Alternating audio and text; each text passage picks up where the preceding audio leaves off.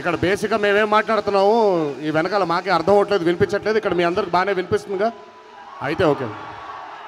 దయచేసి నేను అసలు ఎక్కువగా మాట్లాడను, రెండే ముక్కలు మాట్లాడతాను. అంటే నాకు చాలా తక్కువ మాట్లాడతాను. బేసిక్గా నేను ఎప్పుడు ఇబ్బంది పడను, కానీ మొట్టమొదటిసారి జీవితంలో చాలా ఇబ్బంది పడుతున్నాను ఇక్కడ ఈ స్టేజ్ మీద మాట్లాడడానికి. ఎందుకు అంటే మీరు దయచేసి మీ ఆనందం నాకు తెలుసు, మీరు అరిస్తే మాకు కిక్ వస్తుంది, నాకు కిక్ వస్తుంది. కానీ ఈరోజు ఒక్కరోజు మాత్రం దయచేసి ఓపిక పట్టండి. అసలే టెన్షన్లో ఉన్నాను.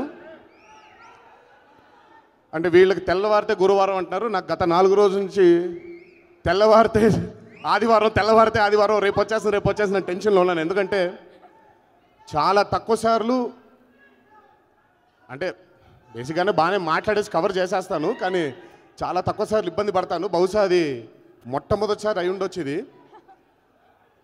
అంటే రేపు పొద్దున అభయ్ కానివ్వండి లేదా భార్గవ్ కానివ్వండి, ఏదైనా సాధిస్తే వాళ్ళు, అంటే వాళ్ళు ఏ రంగంలో ఏం సాధిస్తారో నాకు తెలీదు. బట్ సాధించిన రోజు వాళ్ళ గురించి 2 ముక్కలు మాట్లాడాలంటే నేను ఎంత ఇబ్బందిగానో లేదా ఒక బ్లాంక్గా, అంటే కొడుకులు విజయం సాధిస్తే, పిల్లలు విజయం సాధిస్తే ఎలాగైతే తల్లిదండ్రులు సైలెంట్ అయిపోతారో, ఏం మాట్లాడాలో తెలీదో, లోపల ఒక ఆనందం ఉంటుందో, అలాగే నా తమ్ముళ్ళు సింహ భైరవ, అంటే వాళ్ళు సాధించిన విజయం ముందు ఈరోజు వాళ్ళు నిల్చున్న స్థానం గురించి మాట్లాడడానికి నాకు మాటలు పదాలు సమకూర్చుకోలేకపోతున్నాను. బహుశా ఈరోజు నేనేం ఫీల్ అవుతున్నానో వాళ్ళిద్దరిని చూసి ఏదో రోజు భార్గవ్ అభయని కూడా చూసి ఇంతే ఆనందపడతానేమో. బట్ నన్ను ఇక్కడ చీఫ్ గెస్ట్ అనో చాలా అనవసరమైన మాటలన్నీ మాట్లాడేశారు. నాకు 20 సంవత్సరాల నుంచి దేవుడిచ్చినటువంటి శక్తి మీరైతే, నాకు దేవుడిచ్చిన కుటుంబం, నాకు తెలిసిన కుటుంబం ఒకే ఒక కుటుంబం, అదే మా కీరవాణి జక్కన్న గారి కుటుంబం. నా మంచి చెడ్లలో, నా కష్ట సుఖాల్లో, నా సుఖ దుఃఖాల్లో, నేను జీవితంలో తీసుకున్న ప్రతి నిర్ణయం వెనకాల పరోక్షంగాను ప్రత్యక్షంగాను ఉన్న ఒకే ఒక కుటుంబం, అది మా కీరవాణి గారి జక్కన్న గారి కుటుంబం. నేను ఇక్కడ ఒక కుటుంబ సభ్యుడిగానే వచ్చాను. నేను ఏ రోజు ఈ కుటుంబానికి గెస్ట్ కాదు, కాలేను కూడా. ఆ కుటుంబం ఏ రోజు నాకు గెస్ట్ కాదు, కాకూడదు కూడా, కాలేదు కూడా. సో అలాగే ఈరోజు మా సాయన్న గురించి మాట్లాడాలని కూడా అంతే ఇబ్బంది పడుతున్నాను. 30 సంవత్సరాల నుంచి, నేను 8 ఏళ్ళు 7 ఏళ్ల దగ్గర నుంచి కూడా ఆయన పరిచయం నాకు. ఆగండి బ్రదర్, స్టాప్, ఆగండి నేను చెప్పాను. మా సాయన్నతో 30 ఏళ్ల పరిచయం ఇది. నాన్నగారితో సాన్నిహిత్యంగా ఉండేవాళ్ళు, చనిపోయే వరకు సాన్నిహిత్యంగానే ఉన్నారు. తద్వారా నాన్నగారితో పాటు మాలో ఒకటిగా కలిసిపోయారు ఆయన. ఆయన సక్సెస్ గురించి, ఆయన గురించి కూడా ఈరోజు ఏమీ మాట్లాడలేని పరిస్థితి. ఎందుకంటే నా సొంత మనిషి. సో మన సొంత అనుకునే వాళ్ళ గురించి ఏమీ మాట్లాడలేము మనం.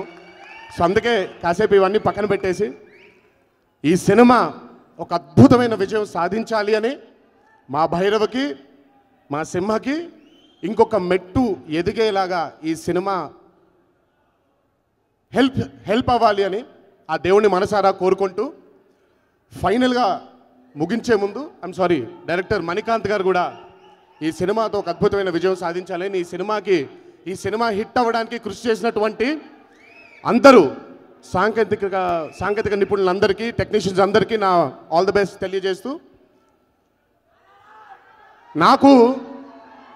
మాకెప్పుడు కూడా అంటే పిల్లలు పుట్టిన దగ్గర నుంచి ఈరోజు అందరికీ, అంటే చాలామందికి పిల్లలు ఉండే ప్రతి అందరికీ అందరూ ఫీల్ అయ్యే ఒక టాస్క్ ఏంటి అంటే పేరెంటింగ్. ఎలా మనం పిల్లల్ని ఎలా తీర్చిదిద్దాలి, ఈరోజు ఉండేటువంటి ఈ ఫాస్ట్ ప్రపంచంలో ఎలా మనం ఏం చేయాలి, మనం ఎలా వీళ్ళని పెంచి పెద్ద చేయాలి. కానీ ఆ డౌట్ నాకు ప్రణతికి ప్రతిరోజు వస్తూ ఉంటుంది. ఎలా మనం how can we become good parents? మనం ఏం చేస్తే మన పిల్లలు సక్సెస్ అవుతారు, ఏం చేస్తే వాళ్ళకి ఆ ఫ్రీడమ్ దొరుకుతుంది, ఎలా వాళ్ళు ఆ పాత అంటే మా అమ్మ నన్ను ఎలా పెంచిందో, మీ అమ్మ నేను ఎలా పెంచిందో ఇలా మనం పెంచగలుగుతాం ఆ పిల్లల్ని. అలా అని చెప్పి ఈ జరిగేటువంటి ఫాస్ట్ వరల్డ్లోంచి కూడా వాళ్ళని దూరం చేయకూడదు మనం అని ఎలా చేద్దాం అనుకున్న ప్రతిసారి నాకు గుర్తొచ్చేది ఇద్దరే, మా వల్లమ్మ మా రమగారు. ఈరోజు వీళ్ళిద్దరూ ఇంత సక్సెస్ఫుల్గా ఉండడానికి కారణం వాళ్ళిద్దరు. కేవలం అంటే ప్రతి మగాడి విజయం వెనకాల ఒక ఆడది ఉంటుంది, ప్రతి కొడుకు సక్సెస్ వెనకాల ఒక తల్లి ఉంటుంది. అలా ఈరోజు అంటే నాకు రేపొద్దున మా పిల్లలకి ఎగ్జాంపుల్స్గా ఈ పెరుగుదల చూసావా, ఇలా ఉండాలి నాన్న అని రేపొద్దున పిల్లలు చెప్పాలంటే నాకు కనిపించే ఎగ్జాంపుల్స్ వీళ్ళిద్దరూ అక్కడ కింద కూర్చున్న మా కార్తికేయ. సరే అతని గురించి మనం RRRలో మాట్లాడుకుందాం, కానీ RRR ఈవెంట్ మనం జరిగిన రోజు మన కార్తికేయ గురించి మాట్లాడుకుందాం. బట్ ఈ మాట నేను ఎందుకు చెప్తున్నానంటే వీళ్ళు సక్సెస్ వెనకాల ఉండే కారణం వాళ్ళు. ఆ కారణం ఆ నిజం ఉన్నంత కాలం వీళ్ళు ఎప్పుడు సక్సెస్ అవుతూనే ఉంటారు. ఈ సక్సెస్ కేవలం సినిమాలకే పరిమితం కాకుండా రేపొచ్చేటువంటి యువతికి ఒక ఆదర్శంగా వీళ్ళిద్దరూ ఎదగాలి అని ఆ దేవుణ్ణి మనసారా కోరుకుంటూ సెలవు తీసుకుంటున్నాను. All the best once again and success సెలబ్రేషన్స్లో మళ్ళీ కలుద్దాం. Thank you.